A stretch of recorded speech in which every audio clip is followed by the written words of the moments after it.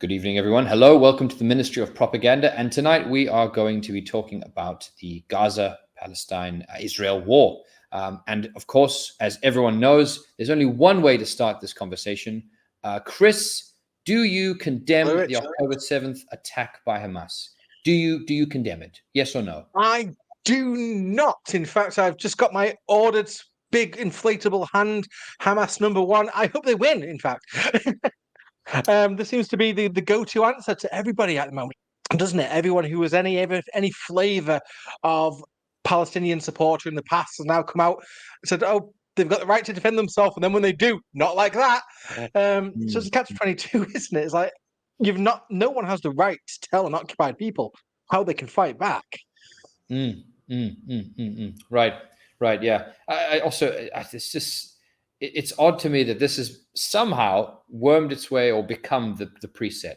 And it's not just like, Piers Morgan is quite committed to this question, but it's not just him. It's on Sky News, it's on Al Jazeera.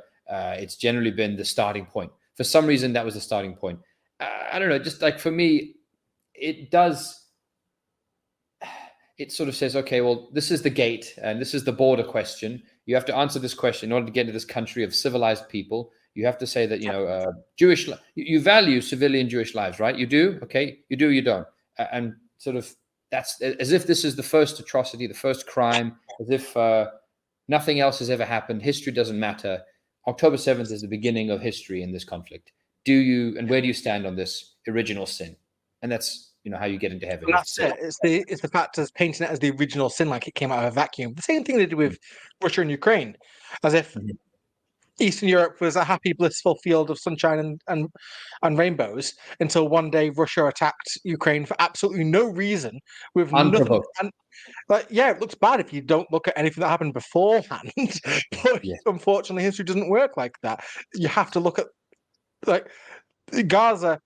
The people of Gaza were effectively in a concentration camp.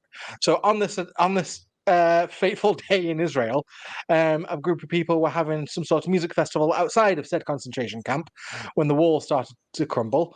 That in itself is a mad scenario in the first place. Who has a music festival in front of Gaza walls? It does seem to be overwhelming military presence. We now know that the majority of casualties were soldiers. We've seen the ministers go on TV say, "Oh, we've all seen the pictures of dead babies." It's like, well, no, don't gaslight me. We haven't, and that's been a point of contention that a lot of even mainstream Western journalists, to their credit, have actually pointed out. I've seen the BBC even point this out, that we actually haven't. You've told us that we've seen it, but we haven't. I can't even go on Facebook at the moment without seeing a few of dead Palestinian children. So it confuses me how nobody in Israel had a camera anywhere near any of these supposed dead Israeli children. It just doesn't hit true at all. Yeah, I mean, there were and have been Israeli children, casualties. But I think the main thing about that whole conversation, that whole spike at the start of the conflict, the Times ran with the headline 40 dead babies. I think two other newspapers, maybe the Metro, and Sky News obviously had to show it because they have their papers section. They had to show the newspapers that the headlines for that morning. That was the biggest start point was 40 decapitated babies, and that was the first thing people in my family sort of said to me. I started talking to them about this, and they're not as addicted to the news as I am. So that was the only thing that they gathered, that there was 40 decapitated babies, and that's the start point. I had the same with my mum as well, and it puts you into an awkward situation because it's letting Israel drive the narrative, and when they've got you on the back foot, having to defend your position on decapitated babies, and actually no, there were no decapitated babies. This is a made-up narrative, made up to cause this exact situation arise, which is why now what used to be pro-Palestinian activists has now had to come out, and the first thing they say is, "I condemn Hamas." The only, one of the main group that are actually fighting for the Palestinians, because the Palestinian Authority sure as hell isn't. I think it's an effective propaganda tool that the Israelis are using. It 100% was. I think that particular story came out from one journalist who is an Israeli soldier, either a territorial or part-time or something, and he mentioned it in passing. The BBC then said, "Oh, we've been told by some Israeli soldiers that they saw and there have been decapitated babies." They didn't verify it themselves. Newspapers ran with it. It was a complete failure of journalism. Complete failure of journalism on the part of many newspapers and many news outlets, that they let that go that fast without verifying it. I mean, after the fact, there's this image of the burnt baby. I mean, this is terrible. Like you said earlier, I never thought I'd be seeing so many dead kids from, particularly obviously on the Palestinian side, the Gaza side. I mean, you're seeing 10, 20 different dead kids every day. But yeah, so there was that particular image of the burnt baby that was accused of being an AI picture, then wasn't actually an AI picture. I mean, that is terrible. It is terrible. It is a dead baby. But it is war. It was burnt. So I don't know if that was intentional or whether that died in a fire. That is terrible. There's a difference between a property being set alight and the inhabitants burning to dousing a baby in flames. Like, those are two separate acts of. And the fact that it's been used to such a high degree of propaganda. Now, I think I might have told you this before. When I was in Hebron back in 2005, there was one that really stuck with me, of a group of settlers that came into Hebron, set fire to a baker's house and killed the baby Ali. I was part of the protest going through Hebron against the settlers who did this, because he'd been let out. He'd been arrested initially and then released without charge. So this is something that, even on a casual trip to a city, you can end up seeing in the West Bank and in Palestine in general. So the fact that didn't even get, I don't think anyone outside of Palestine even knew about that. Right.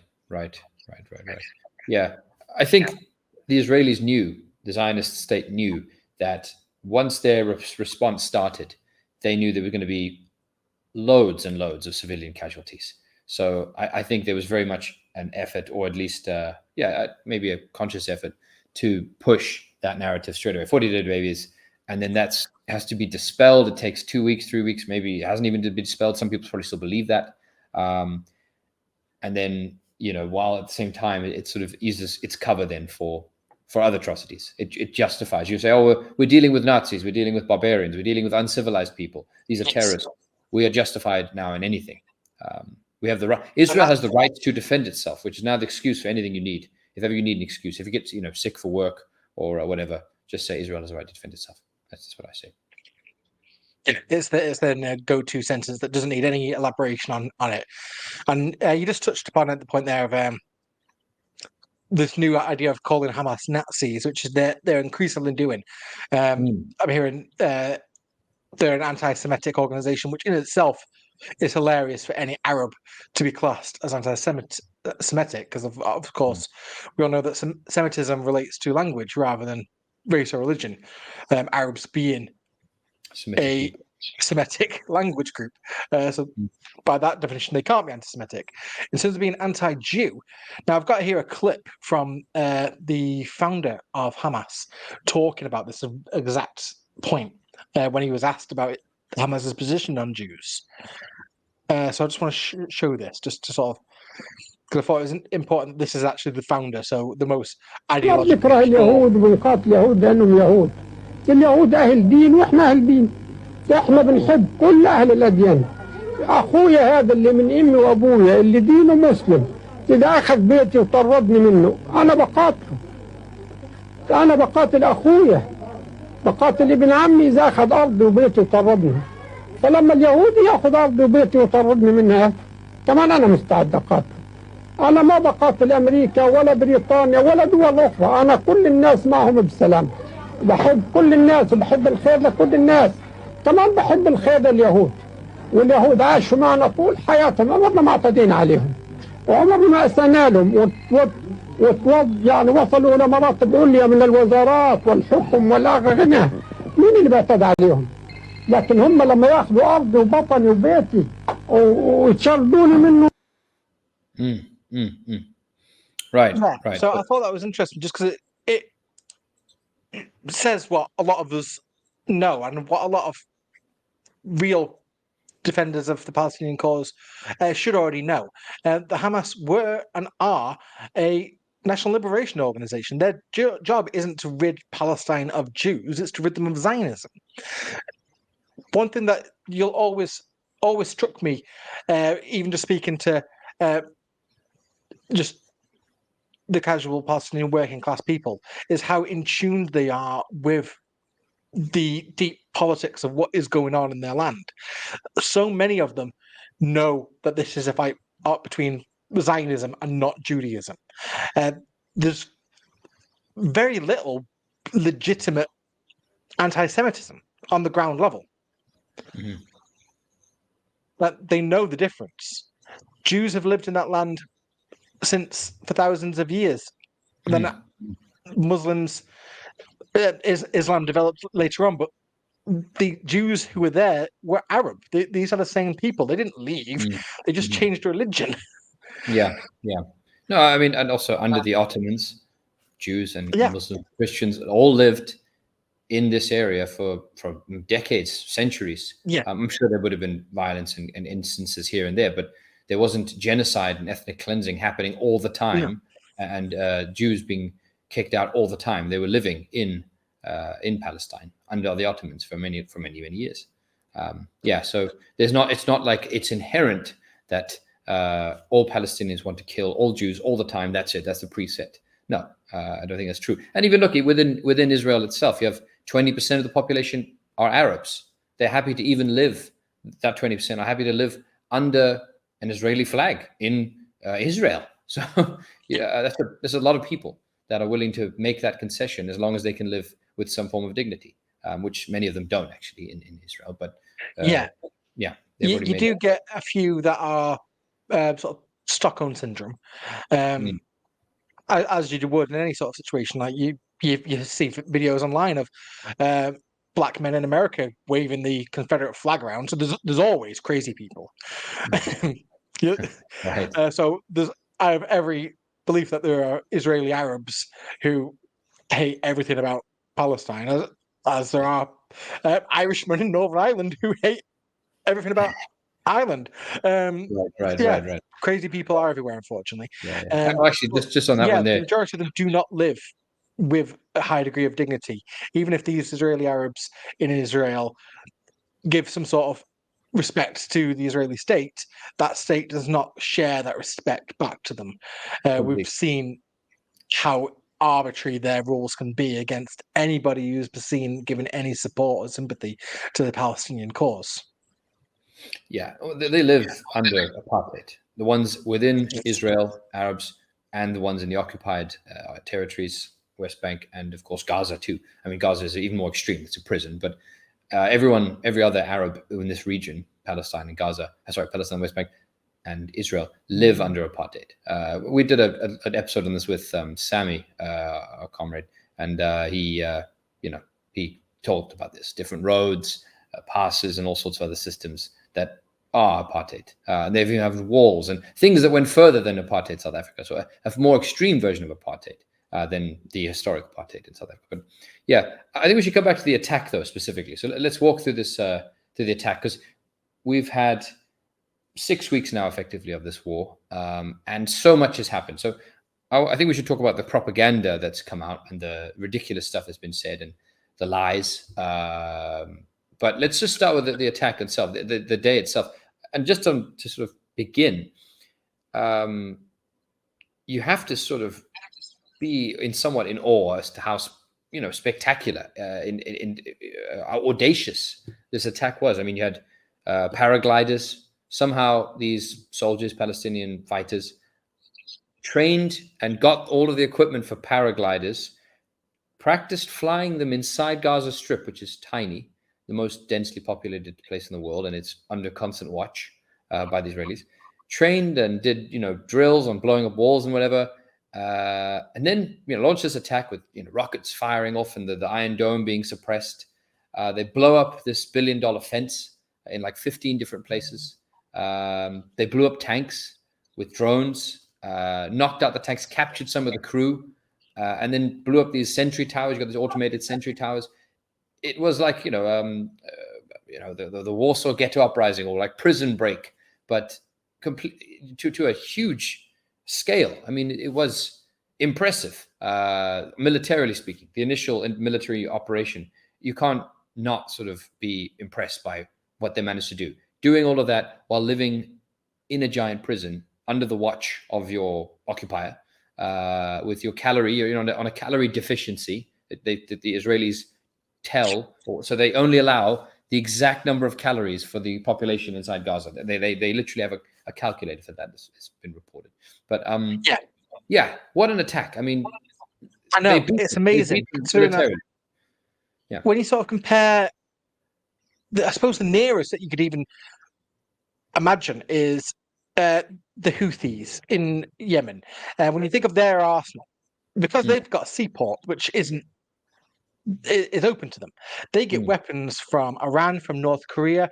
Gaza don't have any of that. When you look at their rockets, which are made out of just sheet metal, loaded with anything, and no computer chips or anything. It's just fire. It's basically a big firework, and there's got to be a word for that sort of level of ingenuity and just makemanship that they've come up with. No, I mean, it's quite amazing how they've actually managed to pull this off in the first place. How they've even managed to arm themselves. Yes. No, I mean, to use an expression that Julius Malema would say is that they broke through all of that, and then they fought toe to toe with the Israelis, with the occupation forces, and they beat them. They beat them militarily. I mean, that first day, people throw around these statistics of how many people were killed. They did kill lots of civilians. We'll get to this in a moment, but the names and whatever the ranks. But 400 of the initial people killed, Israelis killed, were soldiers and police, armed soldiers and police. And they overran their positions, blew up the walls, fought with them in gun battles, and beat them. That happened. So militarily, like they defeated the Israeli army. Someone, military that gets billions of dollars from the US, is supposed to be one of the most advanced militaries in the world with all the Mossad and intelligence. They defeated them. They beat them on the first 3 or 4 days. It took them 4 days to expel them and bring them back to Gaza. But just on that, I mean, you've got something about the number of this number. So obviously, pro-occupation Zionist media will say 1,500 innocent people. That's not accurate. I think it's more like 1,000 maybe. So like 400 of them were soldiers and combatants. They're not innocent. Yeah. You put the uniform on, you're carrying a gun, you're in the war. This was an attack by your enemy. You can call them a terrorist or not, but that doesn't matter. They're the armed foe, and you're fighting them, and you're in combat. You're a prisoner, maybe, but you're not innocent. Yeah, and that's one of sort of Israel's sort of biggest tricks now, because of course the IDF and Israel practice mandatory conscription. So I'm about to sort of explain this to people where they're talking about normal Israelis and how they won't be sort of clued up on what's going on. Because of this mandatory conscription, it's a way of getting everybody's blood on your hand, of everyone having the blood on the hand. Everybody that you meet in Israel has worked in the IDF and has oppressed the Palestinians. And as we sort of know from military sort of training, one of its big jobs on a population is to indoctrinate you into sort of the national ideology.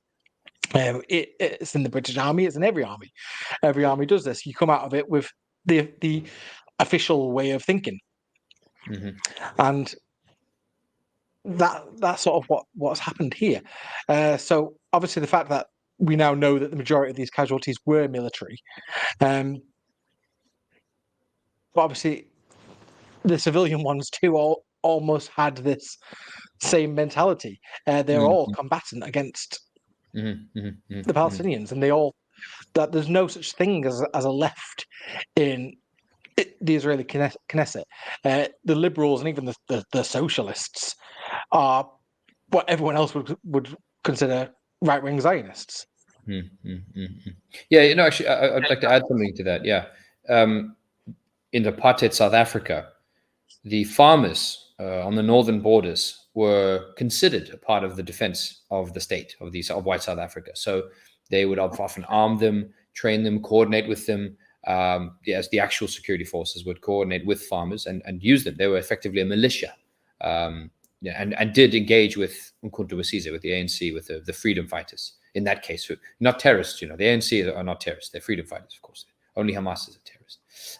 But yeah, so you're right that this the extent of how much these people are innocent. Okay, I mean, I think they did kill innocent people, and it's undeniable that the Hamas rampaged afterwards. I mean, once they broke past the barriers and destroyed the checkpoints and beat the Israeli military, they did rampage. They killed people in cars. They shot them in their houses. They burned houses. They did kill innocent women, children, and elderly people. I think it's recorded. There's a difference between the discipline structure of an army like Israel and an army like Hamas's military wing. Israel is one of the most well-funded military organizations in the world, with what you'd hope the most highest levels of military discipline and internal rules. Hamas fighters don't have that luxury. A lot of them would be still wet behind the ears and all that. So you can understand how when they've got a little bit of a taste of victory, when they'll be high in adrenaline, there'll be all sort of rules and regulation have gone out the window. Military discipline, if it existed in the first place, would have gone out the window. These are young kids who have lived under the boot their entire life, who have just got out and a bit hard to control. So it's not sort of, they're not comparable, are they really? Right. Well, I mean, I would just say that, once they were on that rampage, they were rampaging like the U.S. soldiers were on the road to Baghdad. They were rampaging like U.S. soldiers in Vietnam. This bloodlust. When you see them in the helicopters in Saigon, just shooting everything in the fields and My Lai massacre and all of these things. Yeah. So I bear in mind that U.S. troops, for them, the crime, if you want to call it that, was that their buddies were being killed by these Vietnamese. So that was their justification for committing these atrocities, and they were fighting for freedom, apparently. But yeah, I think you can maybe be a bit more sympathetic with the Palestinians living in Gaza, who rose up just like the Jews did from the Warsaw Ghetto and killed, off-duty policemen and off-duty soldiers, and killed them when they were unarmed and when they were surrendering. They did that, But I think we can at least understand at least some of the thinking behind that. And that's a great comparison, because obviously when the Jewish uprisings in the concentration camps, where they would absolutely massacre the SS guards quite brutally and everyone around them, history no sane person would look down on those poor prisoners for taking the action. Nobody would say, "Oh, did the SS guard really deserve to be torn limb from limb?" Probably did. And you know what? Those bakers who were living just outside the walls, pretending that they didn't smell what was coming out of the chimneys, they probably did as well. Right. Exactly. But I think you're right though. This is the big difference here is that Hamas is a terrorist organization of untrained, lunatics living in the prison. So, that's what you expect from them. You expect to go on a rampage. They're terrorists. If you call yourself, alluded to it as well with South Africa, that you're only a terrorist until you win. Like the ANC, every media's analysis in the day were terrorists.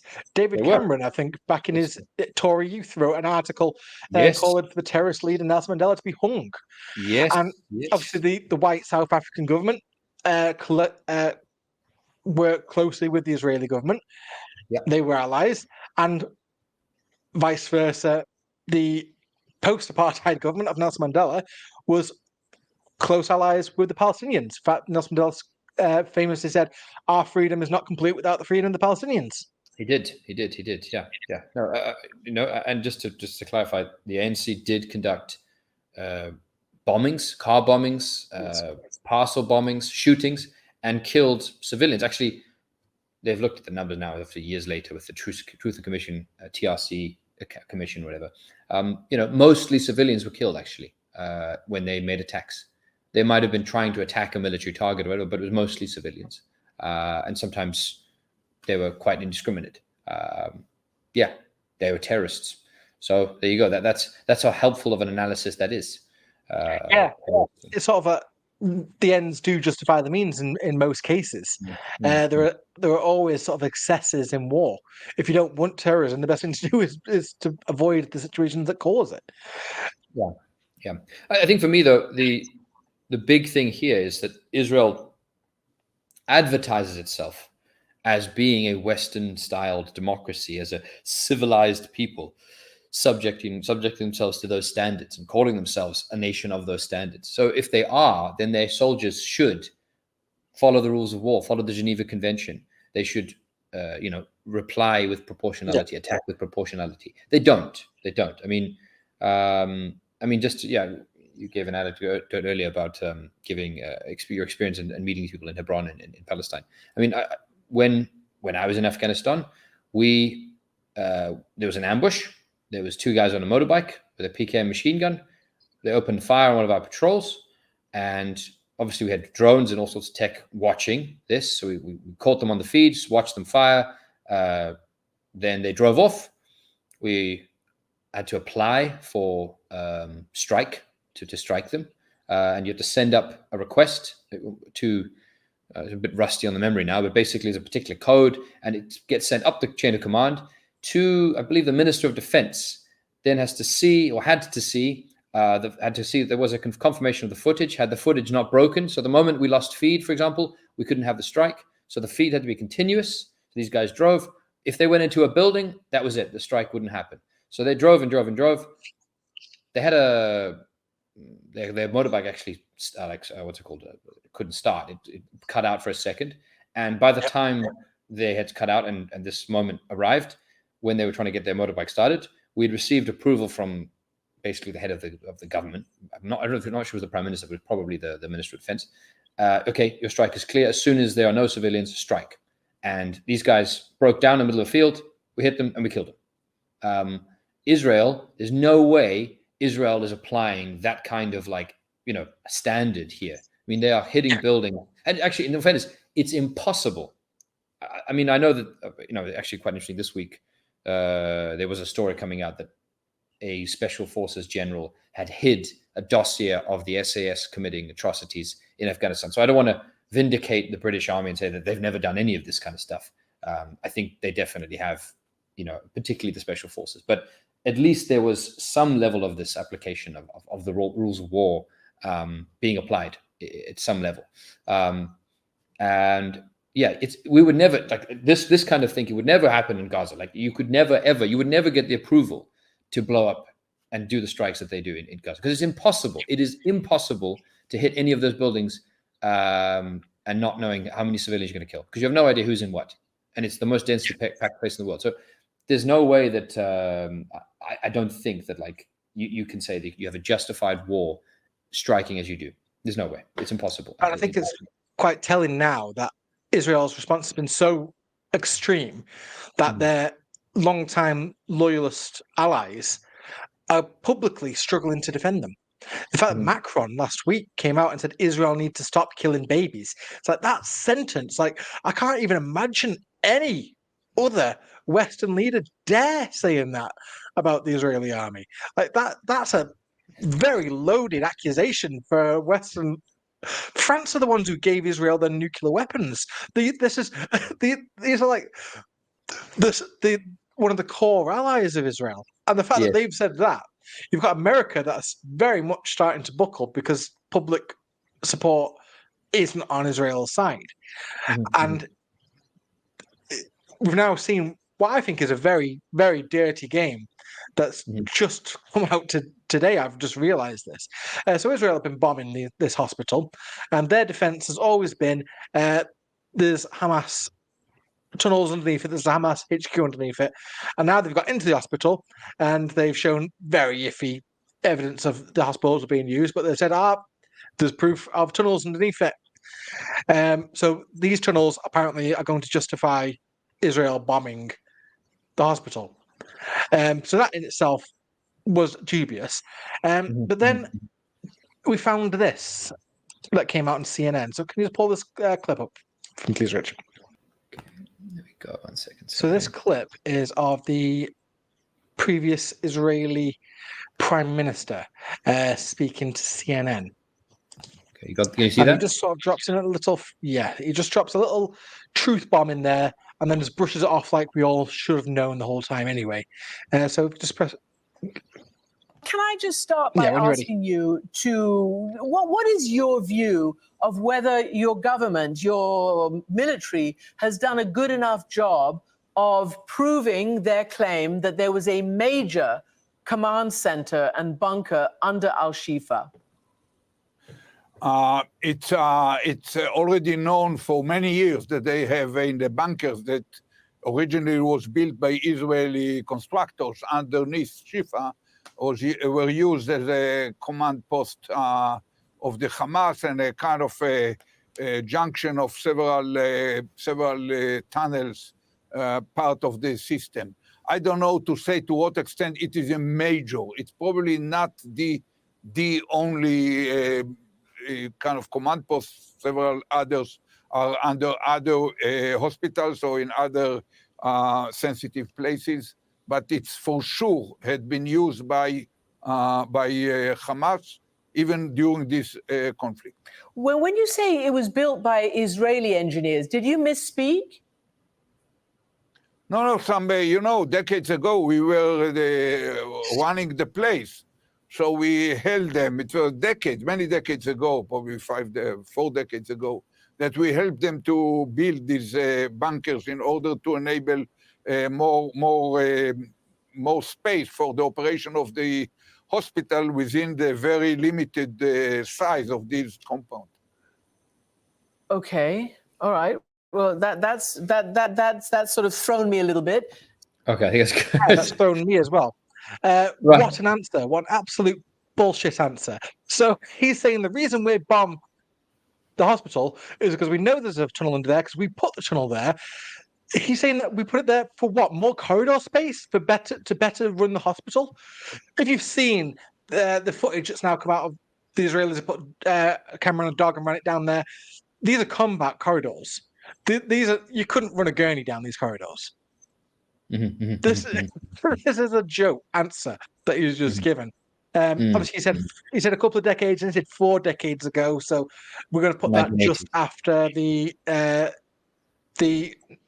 6-Day War when they occupied Gaza before handing it over to Egypt. So this was not for anything to do with running the hospital. Yeah.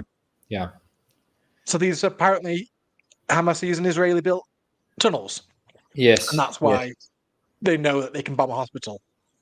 Yeah. I feel like that's such 4D chess of how to confuse any Geneva Convention lawyer. Why did you bomb the hospital? Because I have tunnels. Why did I have tunnels? Because we built the tunnels. We know that they were there because we built them. Yes. It's like, well, what? So you're the one who put that there, exactly? Yeah. But I mean, to be honest, I mean, maybe they'll release more footage of these tunnels, this elaborate tunnel network, because we've seen a lot of really just crap propaganda, as well as like some good stuff for the 40 baby stuff that threw everyone off for a few weeks, but also just some really crap stuff. There's quite a few things we're going to get into here. So this thing about the tunnels, they haven't really released, apart from a drone flying into like a blasted staircase thing into that like shaft, and then there's a door which they then says has got a firing port. Meanwhile, it just could be I thought it was they put a camera on a dog. It looked like because in the video you saw what looked like a dog's muzzle. So I assumed that they put a maybe camera it is a dog. on I'm not sure either. Yeah, but nonetheless, what I'm saying is that it was just. Yeah, it's just a stretch. They don't even show. They don't even go any further. Which, if I'm honest, if that's the best that they've got, that tells me that there's not a lot, and they've been there for 3 days, 4 days now. I don't know how many days they've actually been in control of the hospital. That's the best they've got. Is just, oh look, there's some sort of underground area, which okay, but they didn't even bother. And it makes sense for them to do. Right. We'll go back onto Vietnam. Like the VC tunnel networks all over the place because it makes sense to do that when the ground level isn't safe anymore because the enemy is just dropping napalm and bombs everywhere. Yes, it makes sense to build a tunnel network to host your command.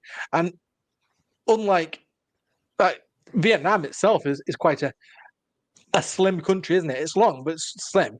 Yeah, It's still 4 or 5 times the size of Gaza. 4 or 5. I mean, geez, more like thousands of times. It's I'm trying to actually think of it on a map. Like, yeah, yeah. No, in terms of Gaza's actual mile- tiny.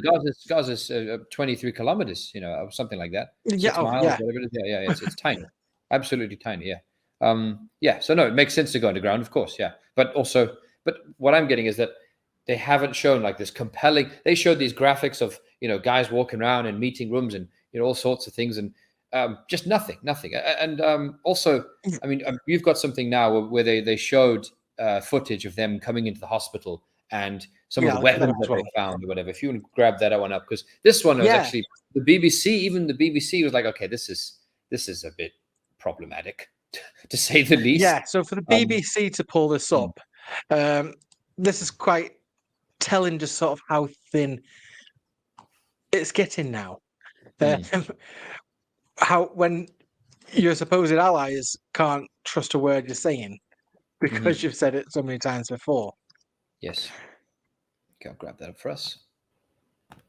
October claims to represent a Hamas tunnel system underneath the hospital. But having been inside Al-Shifa since early Wednesday, Israel's yet to produce evidence of the tunnels. It has allowed the BBC and Fox News to film at the hospital, though only locations of Israel's choice. This is what they found. Israel also released its own 7-minute video, which BBC Verify has analysed. A watch visible in that video suggests it was filmed a few hours before the BBC arrived. And this IDF video was posted, then deleted, then reposted, this time without a section referring to an Israeli soldier who'd been held hostage. I don't know when this was used the last time. Also in the video, we see a room with an MRI machine.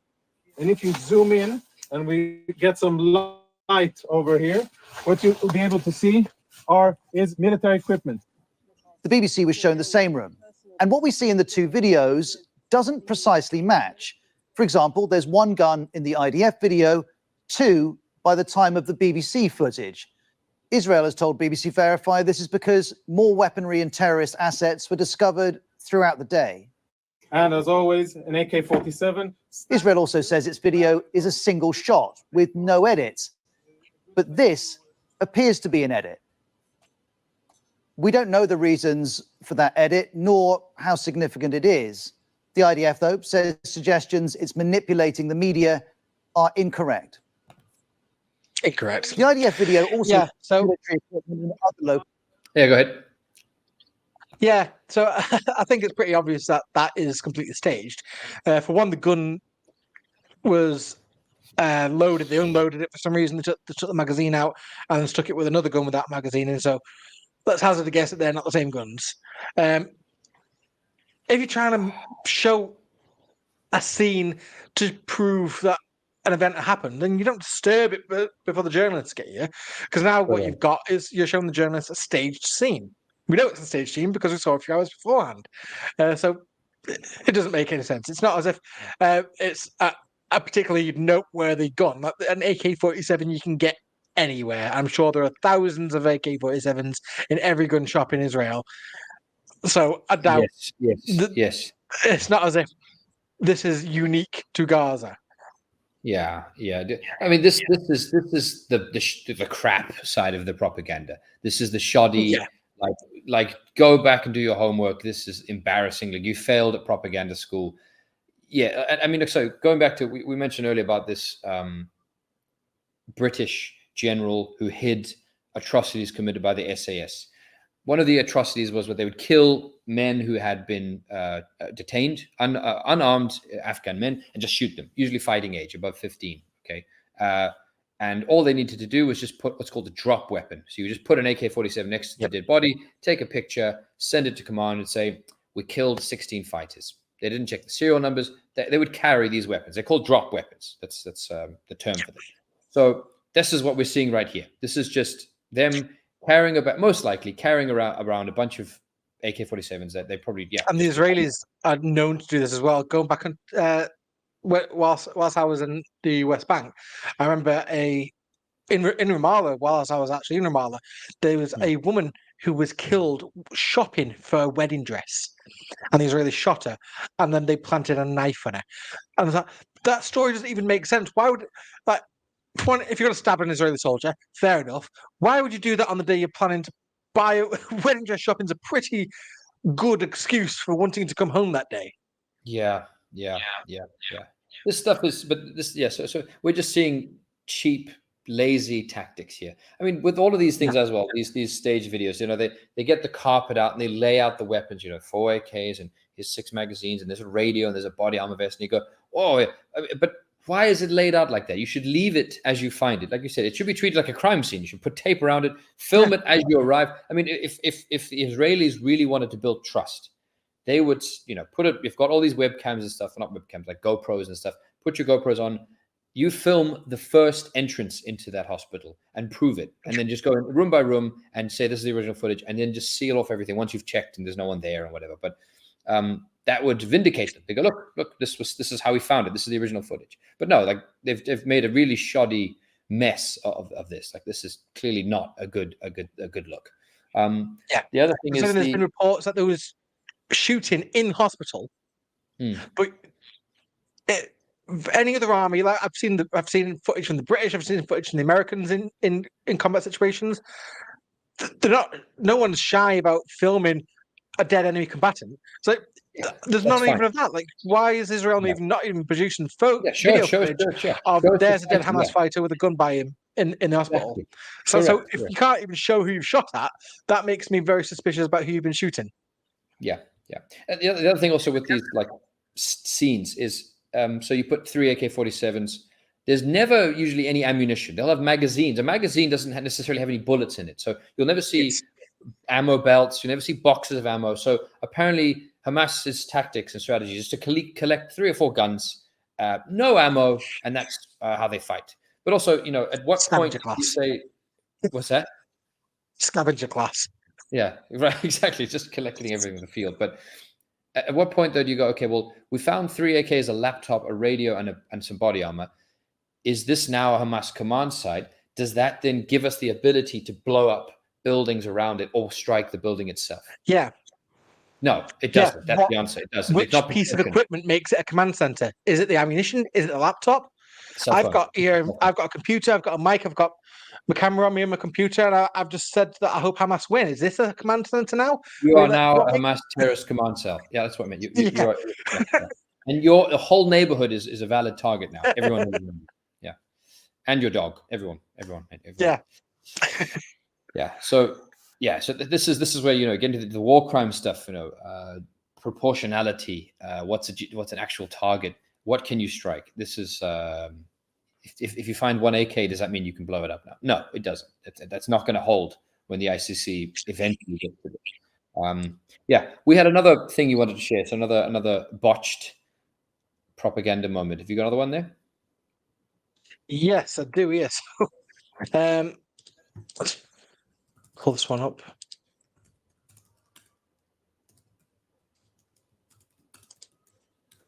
So this was from this article here that I've just shared. If you want to pull that one up.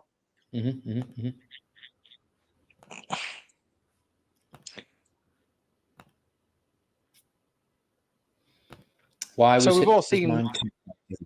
Yes. So we've all seen the levels of bombing that have been going on in Gaza, but apparently one of the soldiers has managed to find enough time to manage to pull out a perfectly preserved book. And who would have known it was Mein Kampf? So if we have a look at the actual condition of this book. Yeah, because the Palestinians need a reason to hate Israelis. Yes, and the only book they need an ideology. They can't find a reason. They can't find Israel. a reason. Yeah. Yeah, so it's just sort of drumming out. It's that lazy levels of propaganda, and that looks like a pristine book. Just flawlessly found in a blown up school, no dust, in good condition. I mean, also, I don't know where they printed that. Is there a printing press in Gaza? I mean, where is that? Next to the crater? Where's that? Where's next to the missile factory? Next to the missile factory. Yeah, exactly right. Yeah. there was a similar instance of this where I'm not going to drag it up, but another document that they pulled out a few weeks ago, in the propaganda spin, which was a Al-Qaeda. It says Al-Qaeda on the top as well. Al-Qaeda book, which they found on the attackers from October 7th. It was titled something ridiculous, and it was an interview with Bassem Youssef that Piers Morgan did. He explained what it said. It's basically something like self-improvement for mujahideen, so kind of like a self-help book for terrorists. And in this book, it was an instruction manual on how to make chemical weapons. So just think about that for a moment. The fighters go on their attack into Israel, rampaging and attacking, and they then go into a kibbutz, and now they're going to start looking for the components for chemical weapons in these houses which they don't know anything about, and build a chemical weapon in the middle of a fight with the Israeli army. That's why they had these books. No. It's never too late to start learning. Right. I feel like that very well may be the point where pre-planning might have been a convenience. It's not something that you just make on a battlefield. Occupy someone's house, start rummaging under the kitchen drawers, looking for have a Breaking Bad moment. Dirty bomb out of. Right. Okay. But that was another little nice one. I don't know if I've got this thing here, which is this was from Navarro Media. Navarro Media reporting on what Al Jazeera managed to catch an Israeli spokesperson saying in an interview. And basically, he says the part you're not supposed to say, basically. So they're talking about where should the Palestinian refugees that are trying to avoid the current fighting, where should they go? And this Israeli individual sort of laughs at the idea, and you'll see what he laughs at in a moment. So I'll just play this for you. The UN, Antonio Guterres, said that he was deeply distressed by Israel's announcement of a siege on the Gaza Strip. He said that the humanitarian situation, quote, will only deteriorate exponentially, and that crucial life-saving supplies, including fuel, food, and water, must be allowed into Gaza. So the UN is saying you must do this. You are saying you're not going to do this. How do you? No, we're not saying that. He's saying do it. He's saying doing it immediately. What I'm saying is what you're doing. No. He's saying doing it immediately. I got you. I'll tell you exactly what we're saying. I'm saying we will do everything for the Gazan people.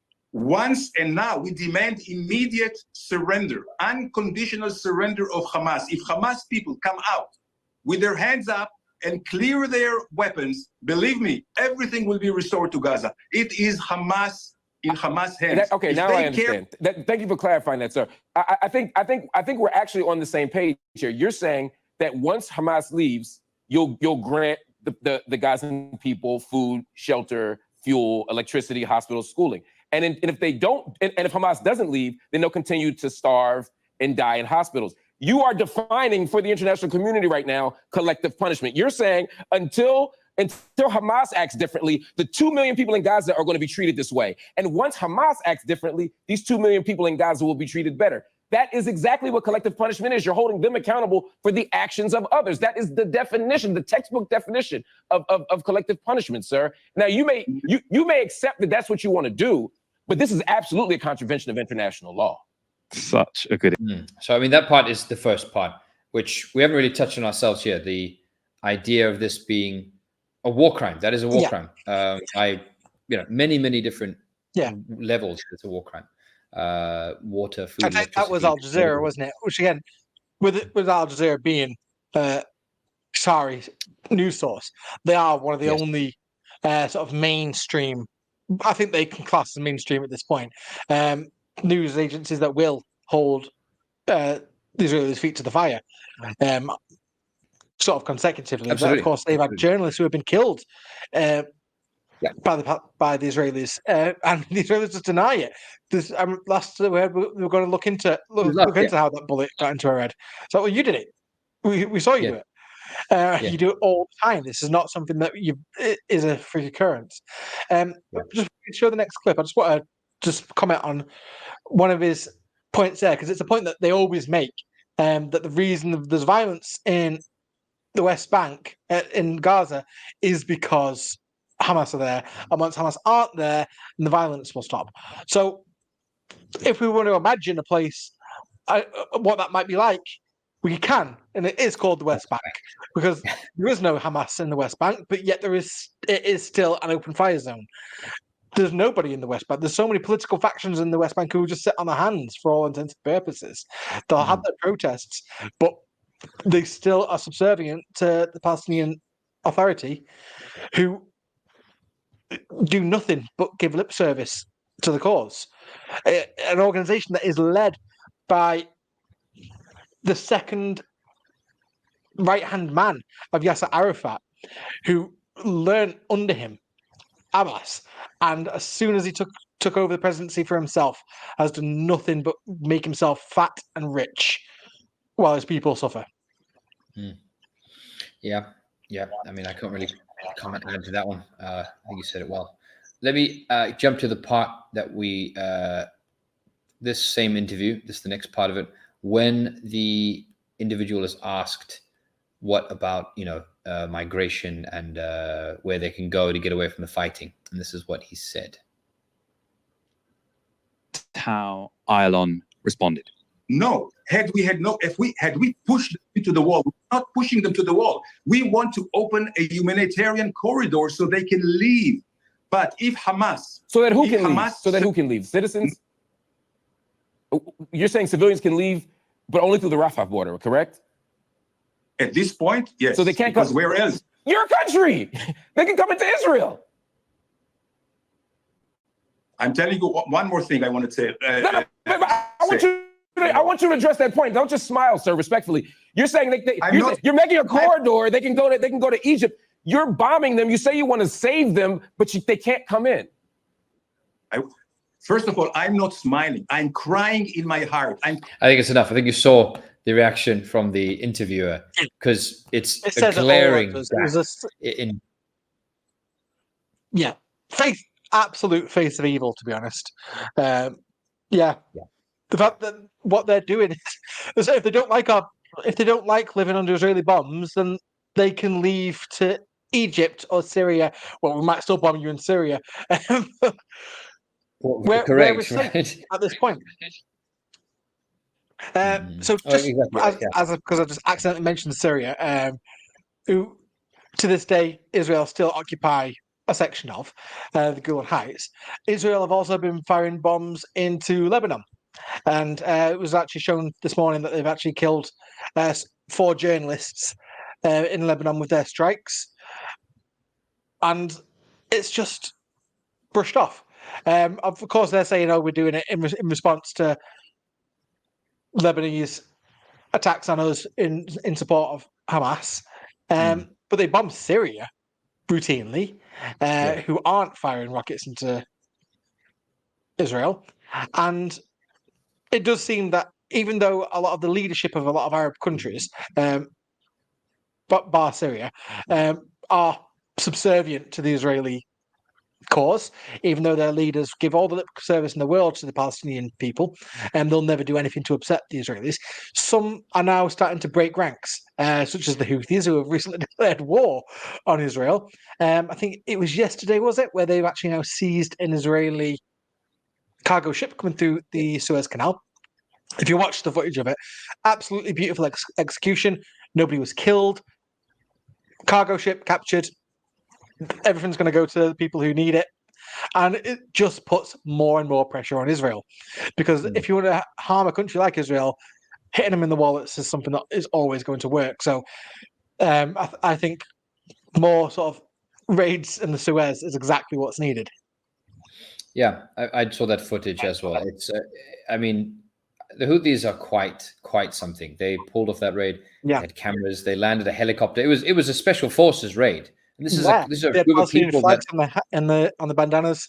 These are people that have been living under Saudi bombing and UAE bombing and American bombing for like 10 years or something like this. They are quite remarkable that they can pull it off. And they've got the ship. It amazes me how organized they look, because when you think of the Houthis, because I think the aesthetic of them has been painted by what they looked like 10 years ago. I still imagine Yes. them as sort of like a ragtag group of sort of jihadi-looking guys. Mujahideen, Still- Taliban kind of thing. Yeah. Yeah. And they're not. They look like a professional army now. Yes. Yeah. No, that they this has proven that they're quite and in the Arab world are the only group that's, along with to a lesser extent Hezbollah, trying to stand up and make make a price to be paid for Israel's actions. At least showing them what might come if they don't let up. But they're often firing missiles and drones up the Red Sea that have nearly reached Israel. I mean, that's also audacious, just crazy. I mean, inspiring in some sense, in the sense that they're willing to risk their own lives. We need sort of these countries to sort of stretch Israelis' resources thin, so they can't continue this. Yeah. I mean, I think just on the question of Iran. So obviously, Iran is the big, overhanging thing here. Unless there's some change to the situation, or they are preparing, I don't think they're actually going to do anything, because remember a few years ago, Soleimani, their head of the military, the second most important man in the country, arguably, was killed by America, and effectively Iran did nothing. And I don't think it's because they're not stupid. Right now, if the Americans will try and provoke them, and it would be expensive, but they would be defeated. Like, the Americans would defeat them if they chose. It's being responsible. However much you want to do something, Iran may want to defend their allies and may want to strike their enemies, but they want to survive. Yes. And war is the biggest uncertainty you can ever get involved in. Look at what's gone on in Ukraine. Like, if any of our bets beforehand, we would have put money on it being a shorter operation, and the odds stacked heavily in Russia's favor. Right. And I'm pretty sure everybody in Putin's circle probably thought that as well. It's a big gamble, Warriors, and if it goes wrong in the war, then it can go wrong everywhere. So I'm sure Iran very, very aware of that, and it should always be used as a last resort. Yeah. And the only sort of wild card that I'd say, because you would expect Iran to send arms, and you expect Syria to play some role, is Erdogan, Turkey. He had apparently a 1 million man protest, or 1 million man rally, and he is already saying he's considering ICC, is considering pushing this stuff to the war crime sort of pushing for trials and stuff like that. His people, of course, are outraged. I mean, they're Muslims. They're not Arabs per se, but they are enraged by this. Of course, they are. I mean, I'm not a Muslim Arab. I'm angry. They were Ottomans. They've got that historical connection to the land. Yes. Yeah. But what I'm getting is, it just shows that how, when we've been talking about Ukraine and countries in NATO like Hungary, and to a lesser extent recently Poland, and how it's showing these cracks in the enemy camp, and Turkey is, again, it's a NATO member, and it's as anti-Israel as any sort of Eastern country should be at this point. So we've seen these mass protests in Turkey. We've seen them in Russia. Russia's not come out publicly as strong as I'd want, but it's been sort of suggested that these are where the lines are being drawn. Just to quickly diverge, one of the sort of madcap conspiracy theories that I saw touted in the media in the early days of this war with Israel and Gaza was that how the connection was that Iran had directed this attack, but beyond that Russia had directed Iran to direct this attack as a way of bringing attention away from Ukraine. If that was the case, then it's a good idea if it was true, but I don't think it was true. I'll just pull this article up here from the BBC. So this is the exact result that all the memes said would happen. And before I saw people posting that this would be the case, and then it did happen. So the article is, Zelensky says Israel-Gaza conflict is taking focus away from fighting. So he's Exactly that. He's saying that now everyone's attention's on Israel and Gaza, and nobody wants to send him money anymore. And it does seem to have dried up. Even the media attention, because it is media attention that he craves. He's like any 14-year-old influencer on Instagram. He needs it. He thrives off it, and he's not getting it. And like I say, I don't think that theory about Russia directing it was true, but I wish it was. It is certainly put a question mark over the end of the Ukraine war and potentially a peace deal coming soon. I think, I mean, in addition to the failed counteroffensive and the fact that Russia is not going to give in to this issue because it is so important to them, the NATO question of Ukraine and the border. So, yeah, I think we're much closer to a potential resolution of that war now. In the last 6 weeks, that's changed. And if this continues for long, and potential conflict with Iran sits in the balance, the Americans do not want to have two of those distractions for their bigger one, which, as we already know, mentioned many times, is actually Taiwan. They actually want to steer the ship back to China. We know this, but there's also this meeting. Yeah, China is the end boss, isn't it? Yes, yeah, that's the end boss. They want to get to the end boss and keep hegemony. Yeah. And if they don't beat China, they will lose hegemony, particularly because of the economics. But and with what's gone on in Ukraine, as America have admitted themselves to the media, they've actually run out of shells. And a lot of NATO countries are in this position. Ukraine have fired that many. The Western stocks are starting to dry up. So it's almost as if they can't afford another one to open up. So say if fighting did erupt between Iran and Israel over this, there doesn't seem to be enough in the pot to send Israel to fire Iran. Yeah. And I also think that the populations of the West, there are, of course, some individuals and small groups that do support Israel for different reasons, evangelicals and whatnot. But the amount of support, particularly having seen how many kids have been killed and how many civilians have been killed, and the violations, the war crimes that Israel is committing, I don't think that a war with Israel or Iran, a long-scale Iran war, which would require in production, huge amounts of budget and whatnot, military production, and perhaps even some degree of mobilization. That's the stomach for that. The support for that kind of war doesn't exist in the West. No, and Israel isn't 2003 America. They don't have the same influence over our politics that they did back then. I can't see England following foot behind an Israeli-led military coalition like we did with Bush. I don't even think we'd follow America again, like we did in 2003. But if Iran went to war with Israel, went to war with Iran, I doubt we'd do much other than give our media support to it. I can't see us sending men to join them.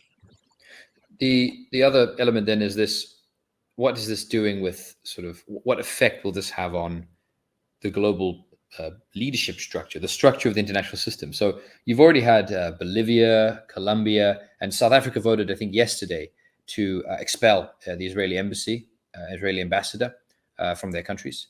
And then also on Ireland Friday, are very close as well. What's that, sorry? Ireland are also very close, which will be the first EU member.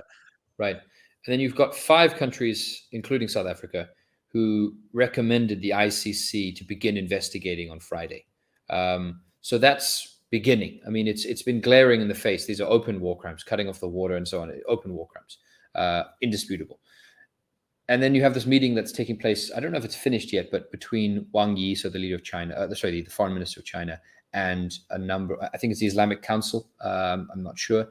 They're meeting to come up with some sort of proposal. But what I'm getting at this is a huge amount of the world is seeing the US, the UK, and Germany and France supporting Israel while they kill, at least now it's like 5,000 children, thousands of other innocent people, civilians, and providing top cover. So not just letting them do it, giving them the 2 or 3 aircraft carriers that gives them the air cover, the protection, knowing that the Iranians won't touch them, because that basically means it's a war with America, which they don't want to do.